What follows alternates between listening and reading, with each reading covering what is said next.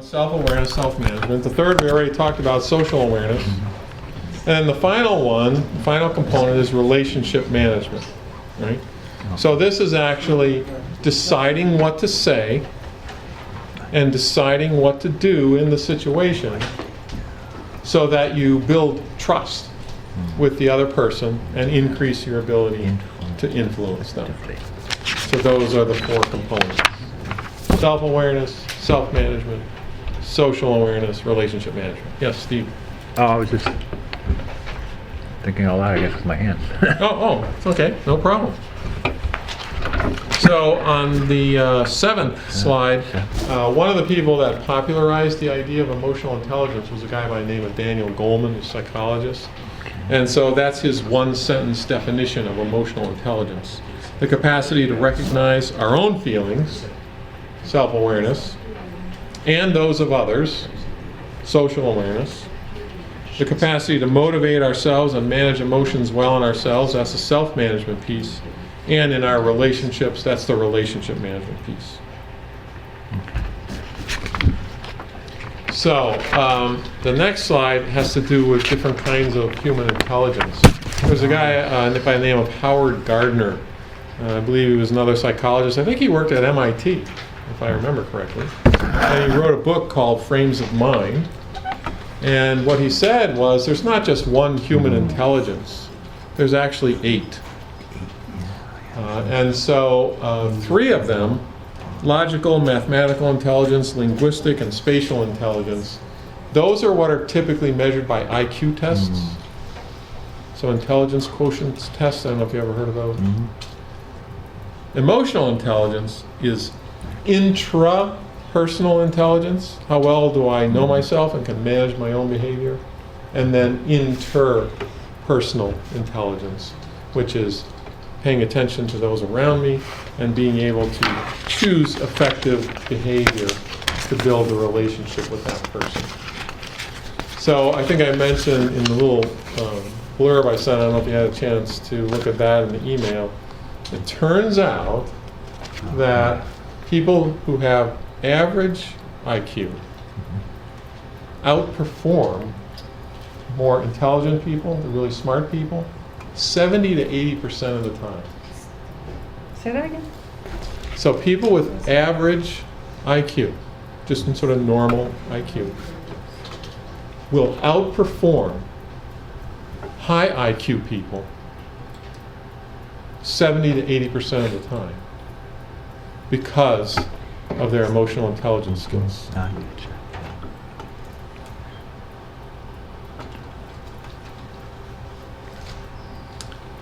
So there's been a lot of research on emotional intelligence. So what do you think the research shows about men and women and emotional intelligence? You don't have to worry about being politically correct here, okay? Are the stereotypes true that women are more emotionally in tune with people? I mean, that's, I Yes, don't know. in general, now this is across thousands of people, Yeah. right? Doesn't necessarily apply to any one man or one woman, but there's pretty good evidence that men are less emotionally intelligent than women. What about the 4 components? Do you have any guesses? Where are women better than men? Remember, self-awareness, self-management, Empathy social and- awareness, relationship management. Oh, What do you think? relationship management? Social for sure. Social, yeah. You think social awareness, women are better? Yeah. Okay. Any other guesses here? What the research shows?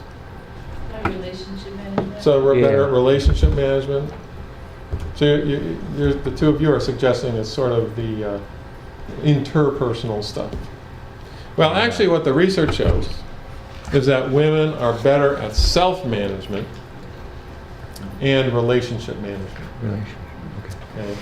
Men and women are generally tied at the awareness side of things, the self-awareness and social awareness. Okay. Men are about the same there as women. But women tend to be better at self-management and relationship management. So how about at work? So the research I saw, they compared people in different departments. Okay, so The financial department, you know, the people that deal with the numbers, the spreadsheets, all the budgetary stuff. The IT people, okay. Steve, did you mention you were in IT? Yeah. So the information technology people, the sales people, you know, calling on prospects to make sales, the customer service people, you know, dealing with the problem complaints. Let's see, finance, IT, sales, customer service, and then the engineering people, right? The technical people, the engineers. So among those 5 groups, who do you think, on the average, have the highest emotional intelligence? The ones that work with people more. Which would be? Like the sales and customer service. So customer service, on the average, beats Yeah. out those other groups. And of What course, about human resources? I would think. yeah, I didn't, that wasn't included in But that yeah. particular research. That'd be an interesting question, yeah. So why customer service? Why do you think customer service comes out high in emotional intelligence? They get a lot of practice, Yeah. right? Yeah. Dealing with upset people, how do I empathize with You them? wouldn't stay in right? customer service if you Yeah, couldn't you deal wouldn't with think. it. Well, exactly. I think there's often a self-selection thing, right? You know, I'm Sometimes you pretty good wonder at that. this already. Yeah. I'm okay. I can deal with people who are upset, and so, yeah, I'll go into customer service, and then you get lots of practice. And also, if you're in customer service, oftentimes the training, if there's training provided, is often in how to empathize effectively with others. So you also get sort of training as well to get better at it. So which of those groups, finance, IT, sales, customer service, engineering, which do you think are the lowest on the average in emotional intelligence? Sales? No. Yeah. No, not sales. It's the IT guys, right? Wouldn't be good at it. No, It's not the IT. That's good. Oh, what's the other choices? Finance. Finance, Finance. IT, sales, customer service, engineering. Engineering? Engineering, of course. Are you kidding? Okay. In the research I saw, the only group that was lower in emotional intelligence than engineers were the unemployed. Oh. That was the only group that was lower. Okay. And then, of course, chronological age. What do you think is the relationship Older and between how wiser old is usually you are true. and your emotional intelligence? Isn't that like another one? If you get older, you should have had more experience, Okay. hopefully. So what would Unless you you're an old predict then? engineer, maybe. So you predict, you're saying that the older you get, the more emotionally intelligent you are? I've seen that in people I know. I mean, it's not Okay. always true, but Yeah. Yeah, again, we're talking across thousands Yeah, of people. yeah. Have an attitude, they think they know everything and they don't want to be told by someone older, so they want to learn for themselves, and yet they after the fact, they don't want to hear the, oh, I told you so. So, yeah. So in general, you think the older you get, the more emotionally intelligent. Does that go on forever? Nothing goes on forever. It can actually go down. Yeah. It can go down. When do you think, at what age do you think it might start to go down? Depends on the person. 70? Okay, you're on the right track. 75. Actually, I'd yeah. say early, I wouldn't make that one, maybe mid-40s. Okay. So actually the research shows that emotional intelligence tends to increase each decade of your life until you hit your 60s. And then it starts to, One more decade. then it's, now, there's no necessary relationship here. We've all met, I have a friend out in California, he's in his 80s now, he's one of the most emotionally intelligent people I've ever met. So there's no necessary relationship, but there's a tendency for that to happen. And we'll explain in a little bit why that might be the case. So I just thought you'd be interested in some of the research there. So that's emotional intelligence. Any questions at all about what it is? What emotional intelligence is? For those of you who weren't too sure, so Kadeem, you got a pretty good idea of what emotional intelligence is now? It's the ability to read and understand your own emotions and other people's emotions. Excellent. Great. And to act appropriately based on that. Excellent. That's great. So what's the connection to work? What do you think? What's the connection to work? Well, you want an efficient, smooth running, you don't want people all fighting or not Okay. getting along. Well, those people who are emotionally intelligent don't tend to bring their personal baggage from their personal stuff into work, so that makes it easier to work with. Whereas someone who's a bit more immature and hasn't been polished will bring some of the stuff from home, and as they get older in the workforce, they realize that no one needs to hear about your stuff from at home, and that'll affect how you treat others, and someone has to kind of listen to that. So I would say you know how to really do the balancing between Nice. the two parts of your life as a thought. Yeah, no, that's a good point. So that's, what I was hearing there was there's a self-management component to that, right? You know, yeah, you've got concerns at home, you've got concerns in your personal life, we all have our challenges, right?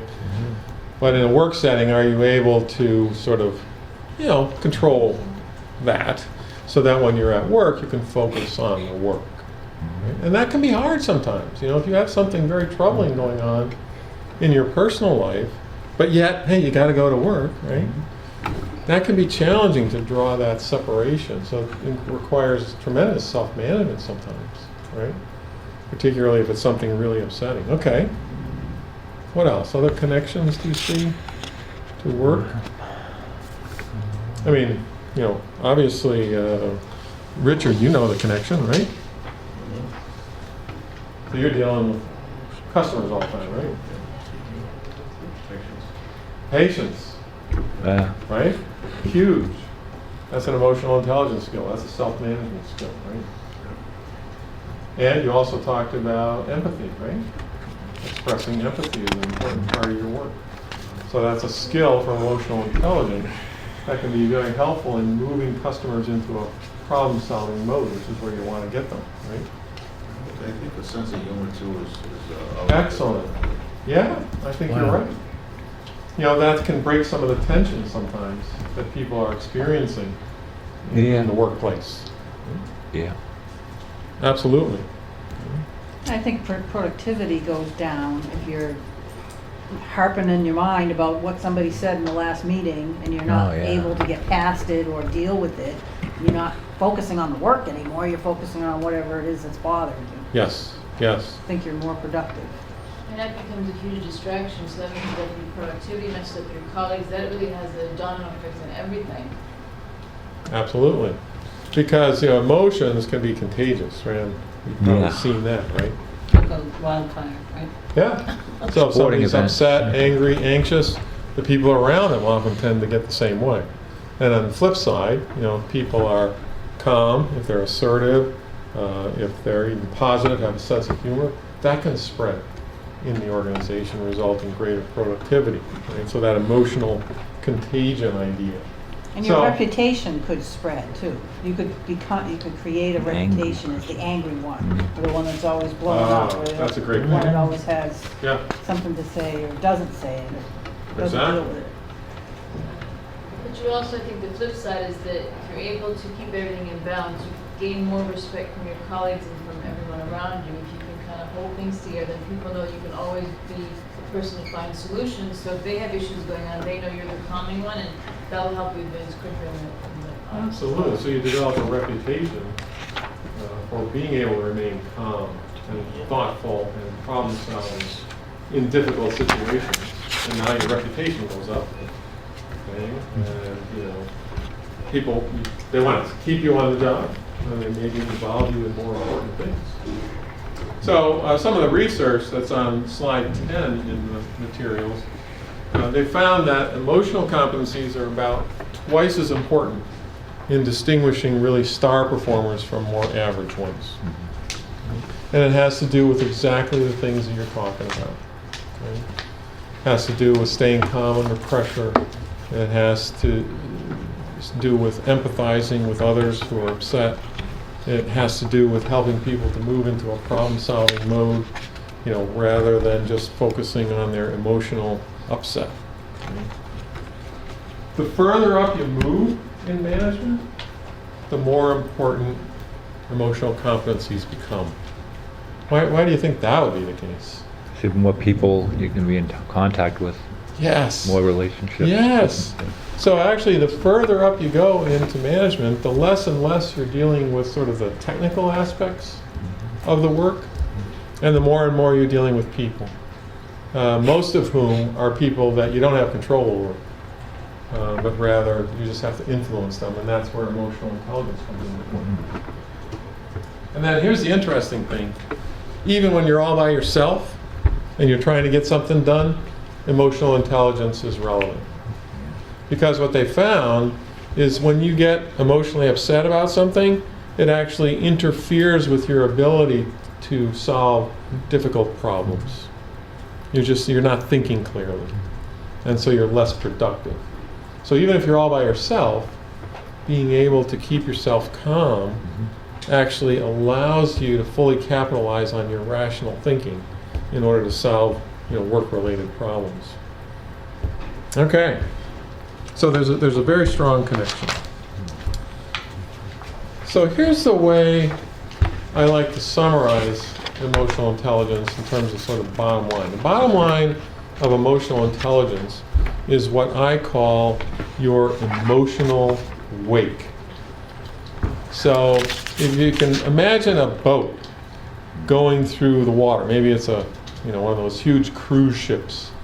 And if you imagine going behind to the stern of the boat, there's a wake that's left in the water, right? And that can extend a mile or more in the ocean because one of those huge cruise ships have gone by, right?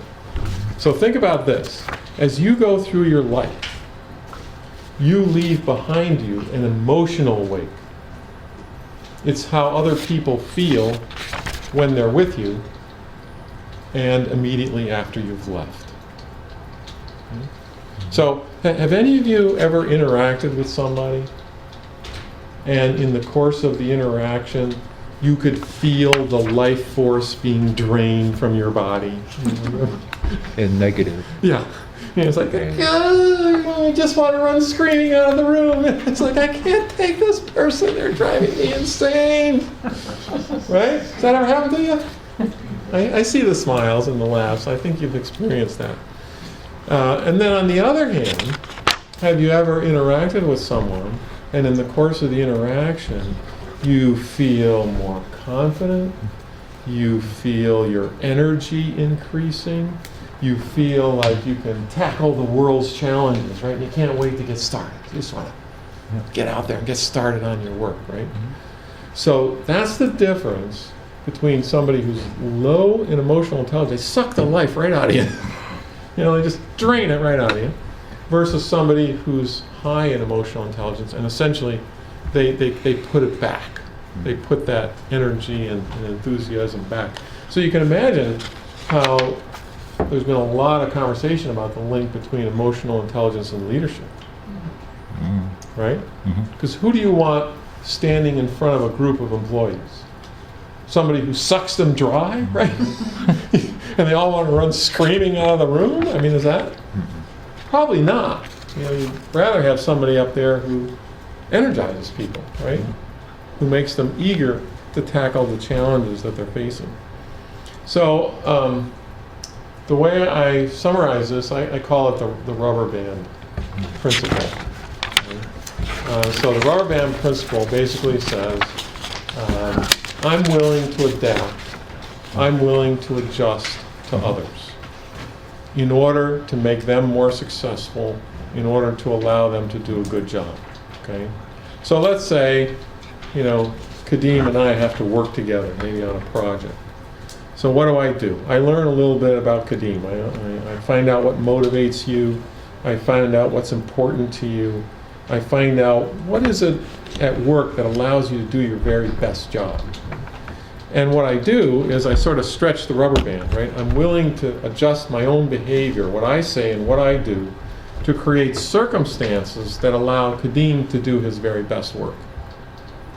Now let's say, I meet somebody else, Michael, and I get to meet Michael and I learn a little bit about Michael. Michael's different than Kadeem, not better, not worse, just a different person, right? A little different. And so I learn about Michael and I say, well, if I stretch a little bit in a different direction, right? I'm stretching one direction for Kadeem, I'm stretching a little different direction for Michael. If I create those kind of conditions, now Michael does his absolute best work. He's satisfied at work, he does his best performance, he wants to do it again. We get the job done, everybody's happy. Now, if you think about it though, when you stretch a rubber band, So it's the rubber band principle. When you stretch a rubber band and keep it stretched, what does it take? Energy. It takes energy and effort. So here's the deal. Emotional intelligence is exactly the same. It takes effort and energy. Right? Have you ever met somebody who basically said, "This is who I am, take it or leave it, I'm not changing for anybody"? You ever meet somebody like that? Oh, yeah. Yeah, oh, Who do they get along with? Nobody.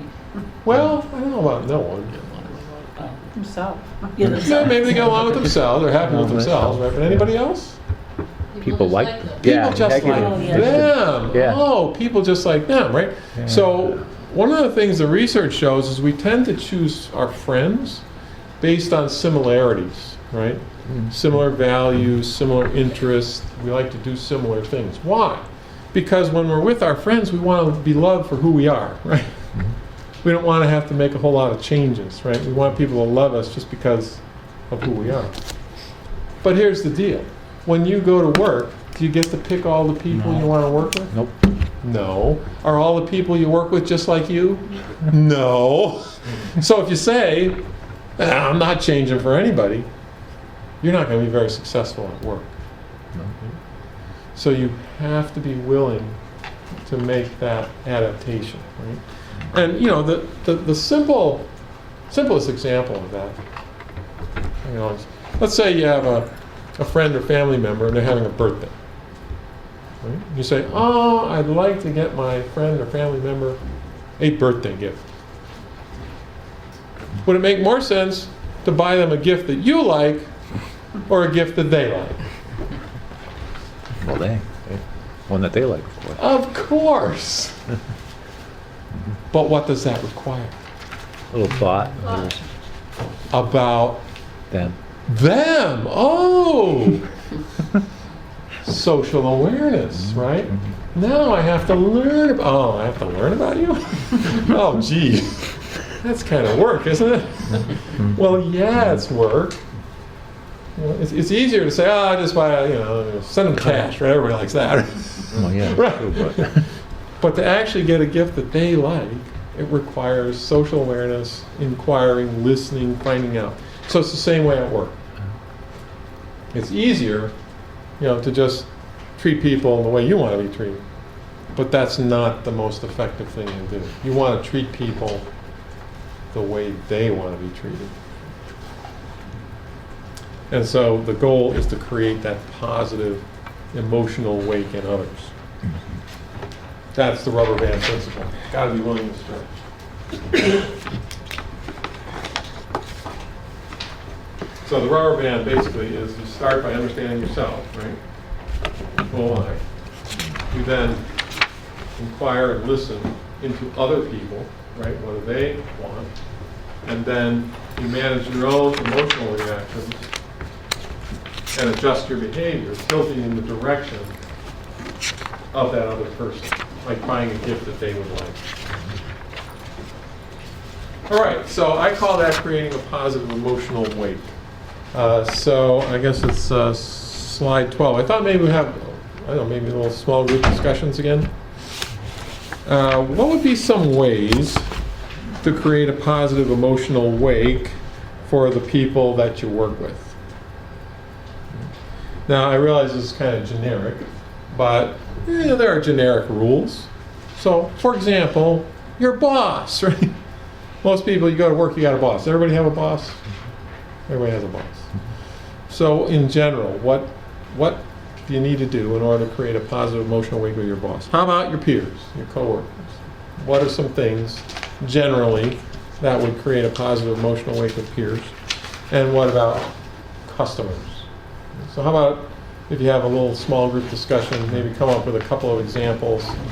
How do you create a positive emotional wake with your boss, with your peers, with customers, clients? See if you can come up with a few examples. Fair You enough? just ran to the restaurant. Go. Sure. That's how you're oh, there you go. and then what's So when you say positive emotional wake with your boss. Do your job, right? Yeah. Well, yeah, definitely do your job. Think like You have to be personable, like, good morning. Some people aren't in the Yeah, mood be for that, but personable. I always try, no matter how I feel, try to have that, because it keeps that positive. And sometimes you don't feel like it, but it's like, if you have that positive kind of thing going on, it can diffuse a lot of, like, if you're feeling lousy and you go home, you're like, nah, you don't want to talk to anybody. It's not gonna, it doesn't go well. Or maybe you have to explain why. Maybe Sometimes. if you are having a bad day. Well, that's a good one if you work into it, yeah. Yeah, that's true. But, I don't know. I think people just ask questions, kind of like listening to your job. Yeah, just go and do your job and go home. Yeah, right. Oh, yeah. I actually had this example just a couple of weeks ago because we have this cafe. We used to have a manager running it, but she left and the person that was supposed to buy it didn't buy it. So all of a sudden it fell on my shoulders. It's not something I want to do. And my manager and I, we've known each other for 10 years, have a great relationship. And he said, I was talking about something else. I was talking about the modem. It's this cheap little modem and my internet wasn't working. And he said, you really need to get rid of that cafe. Because he was picking up on me not being my normal self. Exactly. And I appreciated that because I said, and I was thinking to myself, well, I wasn't talking about the cafe. But he knew me enough that he was saying, something's going on with you. Rather than get to work on that cafe. And I actually just didn't, I had agreed with him. I said, yes, you're right. I'm sorry that I was myself. Is the cafe inside Melissa? Yeah, it's a project of the Polis Center to employ people, and we also sell gifts made by landmine victims. Oh, wow, yeah. But a woman who was deaf was actually supposed to buy it, so the woman who was running it left. Probably over came on my shoulders. And I thought I was like done. But the other thing I think about that is the fact that we had a 10-year relationship. Like he felt like he could say that to me, and I felt like I could justify or kind of get over it. I think that's what part of building the relationship. Rather than just, hi, bye, at the end of work, nurturing throughout the day. I really like this idea too, because I was thinking when he was talking about self-awareness and social awareness, for me it's part of being aware of how you're impacting people. And I don't know that we all... That's tough when that's when, with the examples of telling somebody, because people have told me not lately, like, oh, your tone of voice, and it's like, I wasn't even angry. It's like just being aware of what you're doing. But you have to be told, it has to be some trust. I mean, but yeah, being told and saying, oh, I'll think of that. But you have to be willing to listen too. It's like some people are like, oh, I don't do that. I'm not like that. I'm the nicest guy I know. What do you mean I have a bad tone? Yeah. No, it's true though, because it's like, okay, I'll work on that, or I'll think about this, and so work both So ways. how have you been getting along with your bosses here in the Oh, it's been internship? nice. I really appreciate it. We talk, not at length, but you know, I haven't had any friction anywhere really that I can think of. It's been good. You know, the front desk, like I said, was really interesting because I was like in IT and all that, and people are saying, oh, you got social skills and you're in IT. Usually that's like you're on your computer and you don't want to talk to people. It's like, but I do want to talk to people. Like if I'm going to be, you know, troubleshooting and stuff, like, you know, working at Geek Squad or whatever, it's you've got to get along with people and see through, and like working with the patients and the food and stuff. Like I went in there like kicking things, and I guess in the beginning I was a little, but I was like, I'm actually learning these skills, what he's talking about by listening to what they're really saying, because how they're saying it. Like sometimes you say, how's the food been? And it's like, you know, you have to be a detective because it's like they don't really, you know, because they're not feeling well and they're in the hospital. Right. So you have, at first it was like asking questions. It's like, I don't want to do a survey. I want to just come in and say, hi, I'm Steve from, you know, Food Services. How's the food been? You know, making it a conversation rather than like, because the doctors do the questions like, have you had a fever? Have you slept right? You know what I mean? So You don't want just a checklist. personable. Yeah, so I can do the checklist by having them talk. And sometimes they want to talk, but it's good because they, you know, being there, just being there, having a visitor, you know, maybe some of them have families are far away or they haven't had visitors. So, you know, it's about more than the job, except maybe sales. And that's what this question was, what are some of the ways to create positive emotional weight with people at work to make others feel Well, you have positively about their to interactions? be positive yourself. Yeah. That, if you You're don't talking feel about customers. Yeah, customers and whatever you want to call them, like customers, like in the, you know, like the front desk, it's, they're customers of, you know, they're not customers in the sense of the store, but Yeah. we're all, you know, human contact. It's pretty important, how you do that. What do you think, Dean, we just finished talking about the boss. What's your, what are your relationships with your boss through these internships, and how do you feel like the best way that you've made to leave a good impression with your boss? You've had 2 bosses now, right, in the kitchen. Any strategies you've been using to leave a positive impression? Just being honest and making sure that they realize that they're the boss. Yeah, I think honesty's a big one too. Oh, yeah. And then, like, what are you saying, like an acknowledgement of their authority? Yeah. Well, back up. Not literally, but Not trying to like go above them. yeah. Well, I think that Stay used to Oh, basically yeah. staying in your lane, and also at the same time talking to them like a person. Not always referring to them as a boss, but Yeah. having a meaningful conversation. Builds a I really relationship. like that statement. I've never heard it, stay in your lane. Yeah, I like that. Yeah, yeah. That's like, put that on the wall. yeah, I like that. Well, that's emotionally intelligent, not saying 'cause they're the boss that they're, you know, this, we're doing a job here, and, you know, that maybe you'll be a boss and get along with people someday, you know, it's like, having all this, because like you're saying, you're higher up, you have to deal with more pressure, you know. Yeah, sometimes you need to empathize with them Like, about what they yeah. must be going through. You're not the only one. That, I think of that's like, maybe people say, I wish I was the boss. Well, they are like comedies of getting like cartoons and stuff. Oh, look at all the stress, you know. It's not as easy as you thought, is it? Yeah, it's so true though. Okay, how about working with your coworkers or your peers? What are some ways for you that you create a positive emotional link with the people who are your peers? I just tried to be nice, and I think the humor a little bit, because you're going over and do that either. Just being friendly, you know, not being combative. I think making sure that the workload is equal in the sense of like, you know, if you guys have a similar assignments, maybe you're kind of doing What's the easiest way to Carry your load. They're carrying your load, exactly. If you're crouching, upset, or you don't.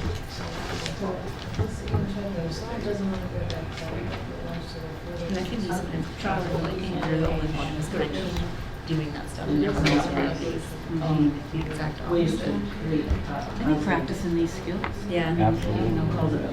Not blowing up in the report, but I'm not just submissive either. Yeah, exactly. Addressing it if things you like to.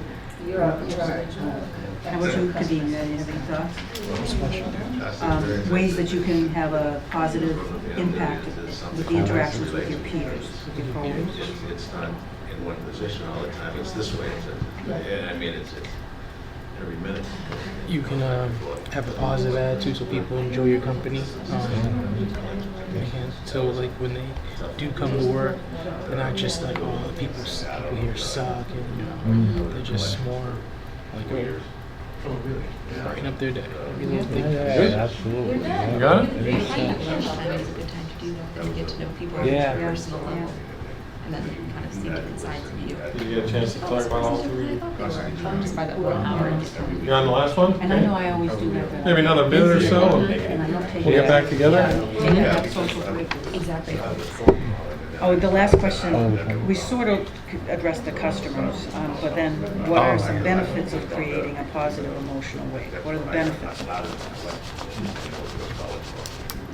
It's like karma, the good comes back sevenfold. Or whatever. No, I'm serious, because when I realized it doesn't take much negative to bring you down, and just a little attitude, and it's that weight, but the positive seems to be more, you know, people want to be around, like he was saying about people that you don't want to be around because they're negative or angry, but the people you want to go to work for is like, even if you're not crazy about your job, like the people I'm working with now, it's like they're really happy with my work, and very upbeat, and so I feel like I'm doing something. You know, like I said, we're not really choosing what we're doing here in the internship so much, but it's like I'm feeling a part of something and being appreciated. You know, having the people being positive rather than saying it like, oh, you don't really seem enthusiastic, and you know, having all this negative stuff would be really like, that would bring me down. But now I'm like, this is good. I'm doing something that it's helping the hospital and it's helping the patients, and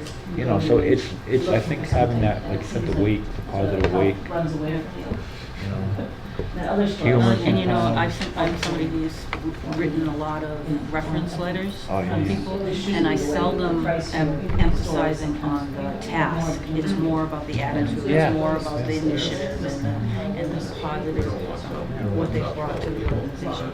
Very seldom do I focus on specific tasks. And when I'm reading letters, when I'm hiring somebody, that's what I'm paying attention to. Yeah. Because they can learn the tasks. If you're somebody that's going to be, what we call it, poison, you know, you don't want to have this poisonous wake, that you don't want to introduce Yeah. that into your company if you're hiring somebody. Okay, why don't we get back together and Wake, when you Yeah, think get of a few examples and here, what see what you think. know, I have this one person, it's like. So obviously, emotional intelligence should be focused on specific individuals, names of people, what. But in general, there's also some general principles. So how about bosses? What are some general principles for creating a positive emotional wake with a boss? What'd you come up with? You're You gonna guys have one? Yeah, Julie? Yeah, go ahead. Oh, I'm sorry, we talked about, this isn't one about the boss one, about what we do to make bosses, to make sure they're positive about promotion to them, so we said about the daily check-in. Checking with them and see if they need anything or even how you're doing and just a little flow, Excellent. Yeah. Yeah. One of the things that reminds me of, I don't know what your experience is. Bosses don't like surprises. Have you ever noticed that? Mm-hmm. A general principle. Bosses don't like surprises, bad or good. So the check-in, actually, it's a good strategy, right? It's like, here's what's going on, here's what's happening in my work, and also, is there anything you need? Second principle on that is make your boss look good, right? Figure out what your boss is trying to accomplish and do everything you can, within your responsibilities to make them look good. Hey. Excellent. Yeah. Any others? Bosses, what do you need to do? So no surprises, make them look good.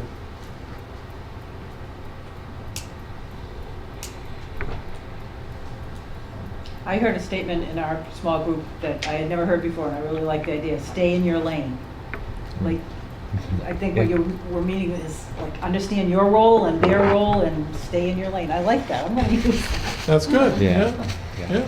Well, again, it also depends on, the nature of your boss. Some bosses like the creativity, the suggestions that maybe step out of your boundaries a little bit, but that's where you got to read your boss. Staying in your lane sometimes is exactly what they want from you. And so that could be a good thing. One other thing I've learned about bosses, if you go to them with problems, it's also good to have an idea of how to solve the problem. So bosses are really usually not too upset about problems as long as the employee has also thought through a bit about, and here's how I think we could resolve that. Now, your boss may not go with your solution, but most managers really value employees who have also thought through potential solutions, even if the boss decides to go a different direction. Okay, good. Those are some good principles. How about the coworkers or peers, your fellow employees? What can you do there? Yeah, get to know them a little bit, right? Work isn't always just about work. It's also about relationships, right? It makes the environment more comfortable. Absolutely. Get to know a little bit about their life. Share a little bit about yours. Appropriate self-disclosure, right? Share a little bit about. Doing this, sharing over. Right. Oh, yeah, right. Yeah, it's got to be appropriate. You don't want to go into too much detail. But if you never say anything about your personal life, you come across as kind of cold and unfriendly, right? don't know anything about you. So appropriate disclosure, mutual sort of self-disclosure. What else could you do? A lot of teamwork. Teamwork. Sometimes other people need help. Be willing to help, right? Yeah. You also had a great comment about finding out, for example, what someone's favorite coffee makes them one day, bring it in and serve you something like that. But that's- Nice. Yeah. Of course. Just Influence. do something. Like? Do something for somebody that they like. 2 creams, 2 sugars. People like to be acknowledged. Another thing you can do, you have to find out how a person likes to receive this, though, is praise for a job well done. Right? Mm. So if somebody's done a good job, tell them that and say thank you. Maybe they've helped you, or maybe they handled a particular customer really well. Now, some people prefer that to be private, one-on-one. Other people prefer that to be more public. Make sure my boss hears that, right? Oh, yeah, right. So you want to find out about that. Do they really just want to hear it, privately, or would they like more public acknowledgement of doing a good job? But who doesn't like to hear they did a good job? Either privately or publicly. So that's another thing you can do. How about customers? Customers, clients. They're always right. You want to, Yeah. the customer's always right, and then you really have to be careful, because they're gonna be the ones, I said the old cliche, your bread and butter, they're gonna be saying positive things about your agency, or Yeah. if they say negative, that's gonna Yeah. not be a good thing. Ultimately, in most businesses, it's who pays our salaries, but the customers, right? And so, actually, empathy toward customers is like the sine qua non, the most important thing about business, from my point of view. Yeah. Because if you don't understand your customers, how can you meet their needs? So, empathy, absolutely critical with customers. And of course, even when they're upset, you have to stay calm, right? Yeah. You have to acknowledge what they're going through and then show that you're willing to help. And, don't, like that example, don't do the thing, not my job, right? Oh, no. Well, maybe it's not your job, but you could find out whose job it is, and you could say that to the customer, right? Hold Right. on, I'll check. You could, Yeah. you could say, gee, I'll find out who's the right person for you to talk with, and I will get back to you on that. That's moving the ball forward, helping people to be successful. And of course, the final question there, those are good examples.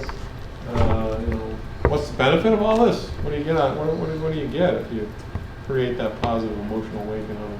Everything's more productive. You get a Productivity smooth ship. goes up. Say the other thing you said, Steve, I thought that was Yeah, great. smooth ship, smooth sailing. It's like everything's going good. Exactly. You also said karma. I thought Yeah, that yeah. was It's like no, it's true though, because it's like you get if you get the negativity going around, it's just self-perpetuates. So you can go the Nice. other way. Because I've seen that in different examples in life and working the front desk. It's like, hey, be as positive as you can. You can overdo it, but you have to be realistic. But Right.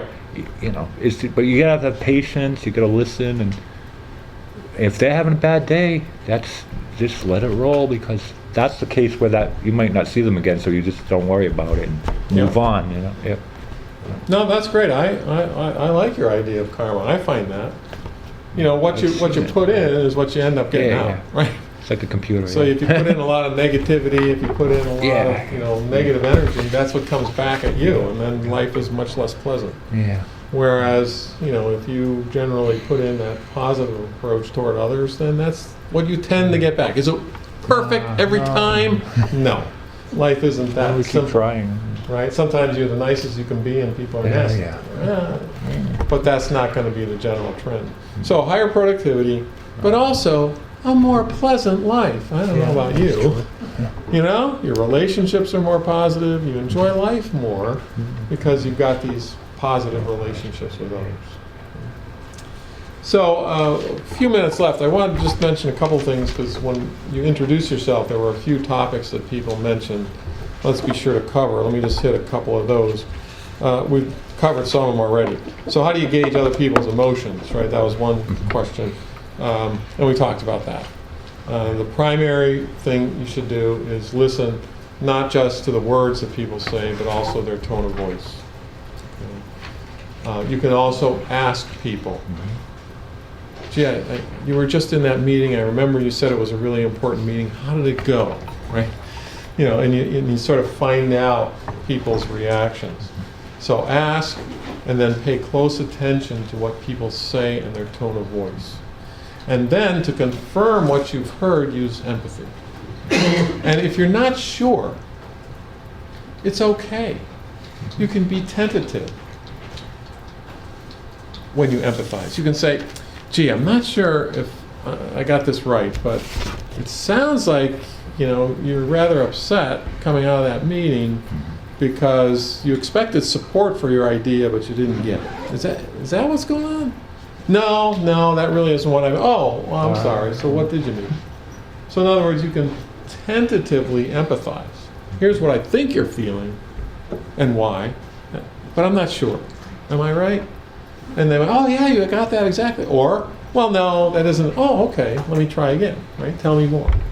So empathy is also a way of gauging other people's emotions, and if you're not sure, just present it more tentatively. The self-management one came up. So if you don't mind, let me tell you another little story about self-management. I think is really challenging. Here's the key to self-management. Our emotions are formed in response to our thoughts. Wow. Yeah. Our emotions are formed in response to our thoughts. So let me tell you a little story. One time I got invited to give a presentation at the Massachusetts School of Professional Psychology. It's in the Boston area. I had never been there before. The meeting was scheduled to start at 9 o'clock in the morning, so rush hour, right? So this is before I had GPS in my car, so I printed out one of those maps, Google Maps or something like that, and trying to drive and follow the map, right? So the map says, make a left turn, I don't know, on Summer Street, right? So I'm approaching an intersection, and I say, is this Summer Street? Do I need to turn left here? I say, no, I don't think so. And as I'm going through the intersection, there I see the sign, that was Summer Street. I should have turned left, but I went straight, okay? So as soon as I go through the intersection, 2 lanes of traffic, dead stop. Oof. Oh, sorry, I've been there, I'm just... Yeah. So now do you remember what one of my triggers is? Traffic. Being late. Being late. And traffic Yeah. jams, right? Oh my gosh, I got a double whammy there, right? Yeah. So now I'm sitting in the car. And the brain starts to go, right? Oh man, look at this. 2 lanes of dead stop. This is Boston. It's rush hour. I could be stuck here for half an hour. You could be. I'm going to be late for that meeting. There's 40 people waiting for me there. They're going to be all upset that I'm late. Then I'm going to get there. I'm going to have to try to turn things around. This is going to go badly. It's going to affect my business negatively. This is going to be a disaster. This is in my head, right? So what am I doing to myself? I'm cranking myself up, right? So it's like there was this little flame of anxiety that I might be late, right? And what am I doing? I'm pulling out the gasoline can. Yeah, right. And I'm pouring gasoline on it. Yeah. Right? And I'm getting all upset in the car, right? So here's another emotional intelligence technique. I'm sitting there in the car all by myself, and in my head I say, Ken, stop! Did it work? So this is an emotional intelligence technique. Substitute your own name. Stop! Yeah. My name won't help. But if you say, Steve-O, stop! It'll work for you, right? Okay. Yeah, I hope so. Think about this differently. Okay. So now I'm still sitting in the car. I take a look at my watch. It's 8:15. It starts at 9. I got 45 minutes. Okay, got time. I look at the map. Turn left at Summer Street. Destination 0.2 of a mile. I could walk. I'm almost there. I got 45 minutes. I could walk. There was a bend. There was a curve in the road. There was a hillside. I couldn't see. Hey, maybe there's a blockage right around the bend here, and it'll just take 5-10 minutes. I'll get around the blockage. Go down to the next light, pull a U-ey, no problem, right? I'm also thinking, hey Ken, you got you got a cell phone with you. Oh, wow. Call them up. Say, I'm stuck in traffic. Yeah. Ask people to get an extra donut and some coffee, There okay? you go. Tell them to network a little bit. I'm getting there. And maybe other people are stuck in traffic too. So now what am I doing to myself? Yeah. He's working on it, yeah. Instead of pulling out the gasoline can, I pulled out the fire extinguisher. Mhm. It's like, cool it, Ken. Stop, slow down. It's okay. It's not the end of the world. Our emotions are formed in response to our thoughts. Absolutely. Now, is that easy to do? No, not always. That is not easy And to then do. if you're already anxious, that's harder to do. Exactly. But, you know, It's a struggle. I noticed I'm terrible with computers, and I don't know, my mouse, cordless mouse Yep. was not working. So I tried batteries, I tried everything, it's not working. So my husband, you know, whatever, and he I break things, is what his response was. And then, I don't know, then I just said, maybe use your head a little. There was another computer across from me, this old one we haven't used in a while. I said, ooh, that has a mouse. And it might, you know, Yeah, into these yeah. little things that I have no idea what they are. And it did. All Isn't that right. incredible? Like, I felt like a genius. I was like, Wow, swapping thought out the technology. Oh, that's really good. Okay. sorry, that was Better than panicking. because after I tried the batteries 10 different ways, I'm like, this is, you're not getting anywhere. Mm. And then I said, Brainstorm. calm yourself. The one last topic was dealing with others who are not emotionally intelligent. That's probably the hardest Oh, thing. okay. Yeah. Just like a couple comments about that. Yeah. First of all, you can't change other people. All you can do is control your own behavior. Yep. So what you want to do with somebody who's not emotionally intelligent is, for example, figure out what their triggers are, right? Yeah. And try not to pull them. Okay? Because, that's just going to make everything worse, right? So figure out what their triggers are, try not to pull them. Also, go even further than that. Understand what their needs are. In other words, everybody's driven by what's in it for me, right? WIIFM, what's in it for me? What are they trying to accomplish? If you can contribute to what the other person's trying to accomplish, it's probably going to minimize the emotional intelligence flare-ups on their part, right? Because basically what you're doing is you're tilting in their direction, you're providing them what they want. And if none of that works, sometimes you just have to move on, you know? You have to remove those people from your life that just make your life miserable. Now, I know that's not always the easiest thing to do. So if they're a customer of yours, Oh, that's tough. Well,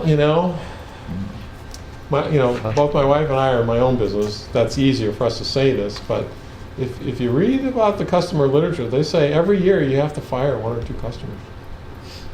Now, you may not be in a position to be able to do that, but sometimes that's what you have to do. They're just too high maintenance. How do you fire a customer?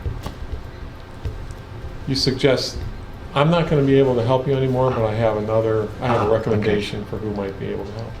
I guess, like you said, having your own business is easier. It's easier. Yeah. I admit that. I'm not saying that's something you can easily do. But sometimes that's the point. The reality is sometimes you have to take those emotionally unintelligent people that are making your life miserable, and you have to say, look, I've done everything I can. It's not working.